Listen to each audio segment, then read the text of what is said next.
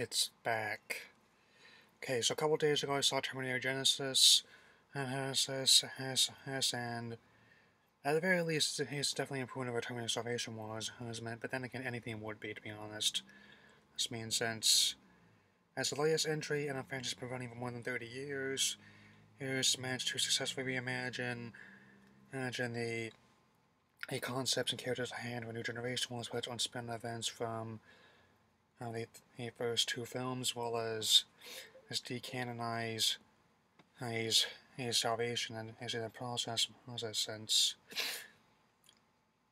I mean, choosing having Alan Taylor direct had to mean since there's only 5 clips for the Dark World about some TV work, but he did a pretty good job of the whole thing.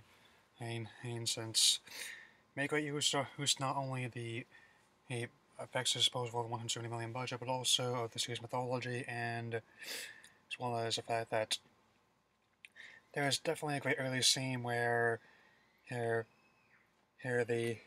real T-101 and that by Arnold kicked the infamous CG double's ass from Salvation. And even though he's pushing 65, he's still every bit as awesome as he was in 1984. Considering and looking at how the other 4 films in the near future, but had to be after telling done some of the stuff I've done before. And so, there's also a lot of great mythology gags. The whole thing that it summed up a lot of things from the previous movies as well as, and also Arnold's age. Even though parts of it play the laughs, actually handled it with a surprising grace. He's with all these things going on in there, or that he was actually pointing him out as old. The whole thing that. I can definitely submit that 3D, that one, not only have 3D glasses like the ones I was wearing a moment ago, effective at hiding tears still, but also, I can definitely agree that these are definitely the movies, kind of movies where you get a free pass as for that sort of thing. It's alright. Right, so, and also definitely enjoy the whole chase on the Golden Gate Bridge, where they actually flipped and destroyed an actual bus for the whole thing. It's definitely clear that there's always some kind of chase scene in one of these movies and they actually set up the fact that he's trying to comprehend smiling, as well as the fact that he can easily pick up our vernacular and send it up. And the biggest flaw, however, I think would have to be the PG-13, which definitely neuters a lot of potential in the premise as it did with Salvation. And that, I personally would have hoped they would go for the R rating myself, but in any case, maybe they'll be rectify that when the DVD and Blu-ray comes out.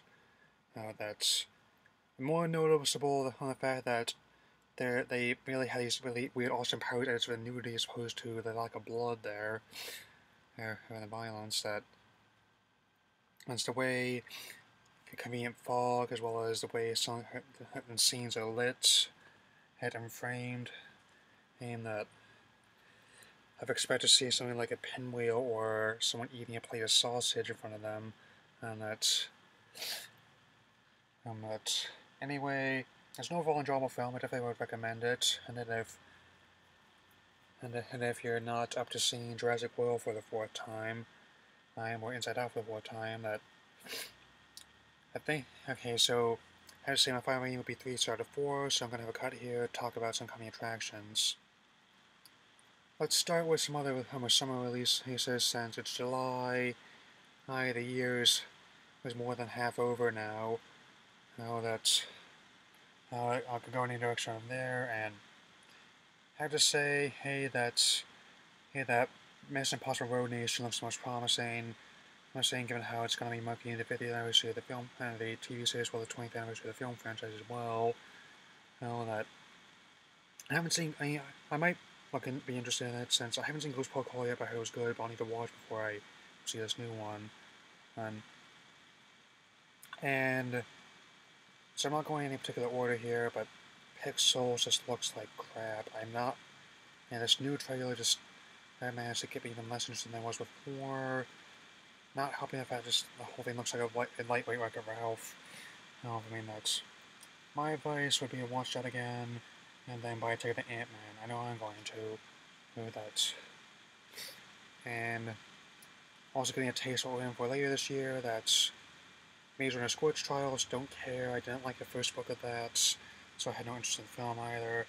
That's Paranormal Activity Ghost Dimension.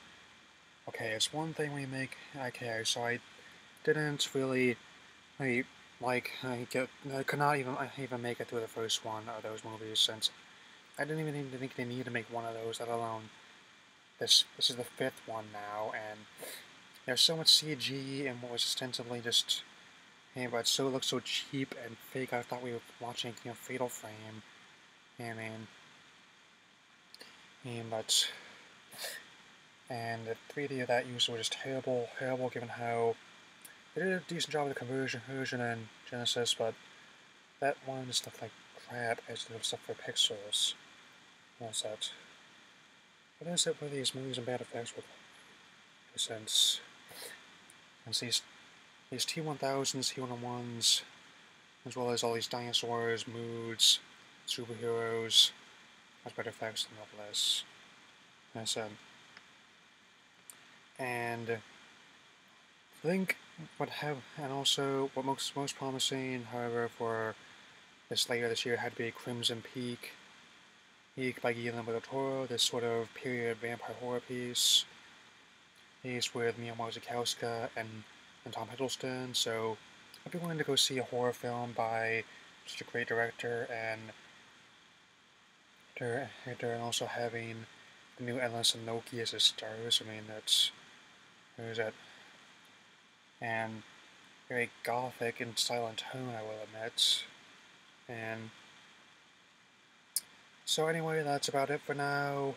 Would have had this done earlier, but 4th of July was very harrowing, not just because of the heat either. That's also what's been keeping me getting things done as I would like to, so gonna be working on this week's Pokemon review as well as the script for my Revenge of the Sith review, part of the continuing Star Wars saga. Also going to be moving soon, so you might see me in another location pretty soon, that with my family to another place. He's in town, so anyway, that's all I have to say for now. The Upon Watch I'll see you later. I'll be back.